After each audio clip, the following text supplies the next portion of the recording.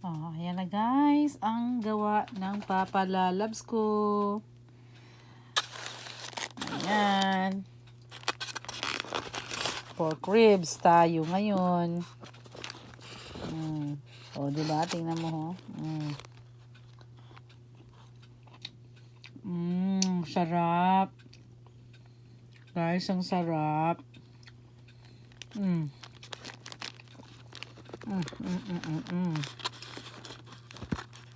Gusto niyo matikman? Tikim kayo, Tikim. Ang layo nyo kasi, kaya ayan, hindi kayo makatikim.